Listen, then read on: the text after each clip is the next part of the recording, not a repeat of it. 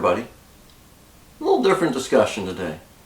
This is for those of you who kind of watch my channel and you know I've got a little emblem, or what do they call them these days, avatars on my channel, right? It's the watermark on my videos, and I used it. Rather than using my face, I made something up, kind of to try to do something along with what the channel was about. And in there are three things, right? One's a wrench, because you've seen I do a lot of wrenching. One is actually my volt-ohm meter, digital volt-ohm meter, which I do a lot of electrical work, and so be it. And the third element is one of these. And many of you probably don't even know what that is. So I thought, hey, maybe I ought to tell you. I put this in there because, I guess it kind of dates me, my age, oh well. But this is what they call a slide rule. And back in the days, before calculators were around or prevalent, this is how us technical guys made calculations. And to me, what was significant about it is, when I came out of high school and college, we were just getting into the age of desktop and portable computers. And through the 60s and early mid-70s, you know, when they went to the moon, there were mainframe computers around. But this is how most engineers did their work on a day-to-day basis. And I was in the last high school graduating class in my city that was in my high school that was taught how to use one of these. When I got to college, they were optional in some classes. What made the break point when I graduated high school was that scientific calculators that would give you trig functions, sines, cosines, tangents, squares, square roots, in addition to standard multiplication and division and addition and subtraction, the standard four functions, had come down in price to where they were reasonably affordable for students. I mean, HP had been building them for a few years, but competition, and they were horribly expensive. In the 70s, you know, some of those HP calculators, mid-70s, I mean, they were $600–700 and $70s dollars, right? You know, out of reach for the average high school student. When you could go down and buy one of these for $10 or $20, or the plastic ones, I think I could buy the plastic ones for less than $5. I don't know, that's just off the top of my head, but they weren't very expensive. They were, you know, mass-produced and cheap. And so when I was in high school and they were teaching us physics and chemistry and so forth, this was the tool that you used. When it got to college, as I said, you could maybe had a choice. The professors would give people with slide rules more time to do a course or do a test than they would give to people who were using a calculator if they gave you an option. Typically, calculators got less time. There were all kinds. It just depended on the professor and how they wanted to do it. Like I say, because of that experience and the fact that I was leaving the age of slide rules, when I made my avatar, I said, hey, why don't I put that in there? And I'm not going to give you a whole course in what slide rules are all about, but I will show you in a minute how you calculate on one of these things. They're not as complicated as they look. But they did require some mental math and some skill. But essentially the rockets to the moon, you know, much of the work on designing rockets to the moon came with these. You could run programs on mainframes. I did. But for the casual calculations, you know, that was what you used. The interesting thing about these is they're only good to 3 significant figures, basically. Sometimes you can tweak a fourth one if you got a big enough scale, but they were really dependent on how careful you were measuring. You pretty much could do, like, you know, 1 decimal point. You could do like 1.25 or 25.4, but three significant figures was about as far as you could go and be accurate. And so you could multiply numbers or divide numbers that were three significant figures, which that was okay. It was kind of interesting when calculators came out, because most of the calculators had an 8-digit display. And the biggest fight we had with people in school, and even when I graduated and I was an engineer, and a lot of people would come running up with the calculator with 8 digits and go, oh, well, the answer is out to 8 digits.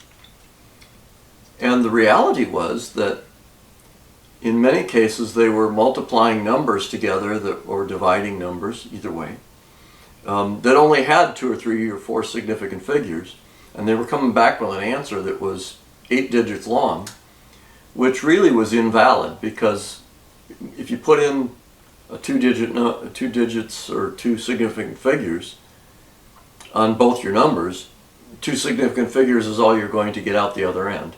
I know that probably sounds too complicated, but that's how it is. Anyway, that's just a short explanation of how that works, and here I'm going to show you some close-ups. Alright, so this is what a slide rule looks like. This one's a little nicer one. I actually picked this up from my father-in-law's possessions after he passed away, because it was really a nice, it's solid. It's got some plastic in it, but it's got metal fittings, and it's a lot more solid than the simple molded plastic ones that I used previously. And what you have to know is that it looks intimidating, but each one of these scales has a letter, and the letter means what it is.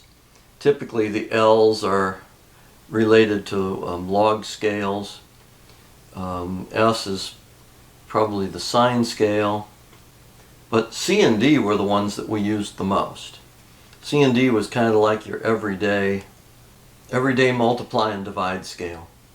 And I had one of these. I saw it the other day. I don't know what I did with it, but I have a 6-inch slide rule that's plastic that I used to throw in the glove box of my car to calculate gas mileage. So just as an example here, what you had to do is you have to keep track of zeros, numbers of decimal places in your head.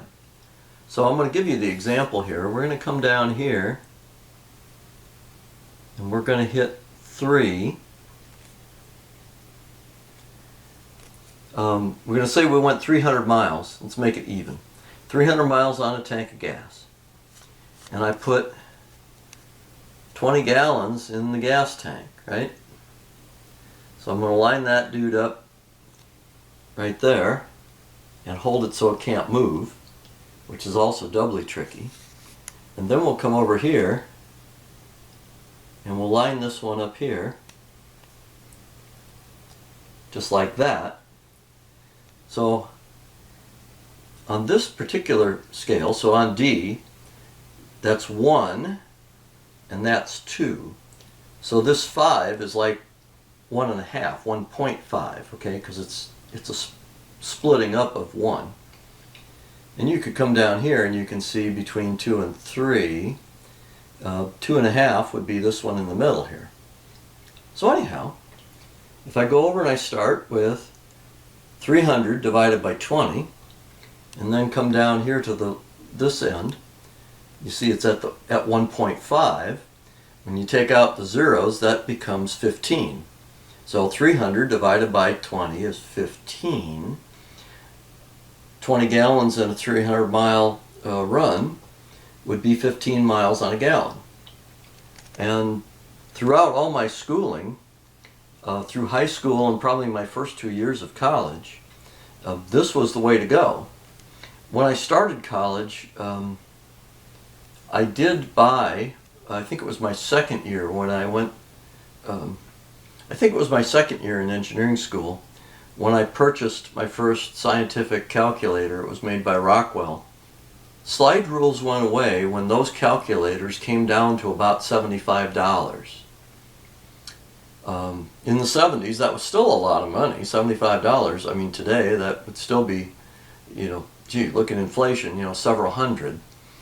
But I think I paid $75 for my first scientific calculator. And then over the course of years, they, got inexpensive over, by the time I graduated college, you could buy a smaller, simpler, lighter one for a much, much lower price. But that was kind of the break point where they thought students could afford one. And that was the way things went. And I was happy to see calculators come, but it was amazing what you could do with one of these as long as you could keep track of, like I say, tens, hundreds, thousands. You had to be able to handle decimal places. But that was how I got my work done. So here as a reference point, this is my 6-inch one that I used to throw in the glove box. This one is made by Sterling, and it has an A, B, C scale. And when they say C1, typically that's a reverse scale. It looks like C, but it's an inverse. And so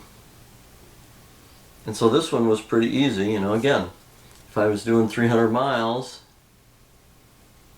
there's 3, and there's 2, we'll put it up on there, and then back here, I line up with the 5, which is 15, 1.5, and that's how my life went. So this was the simple version.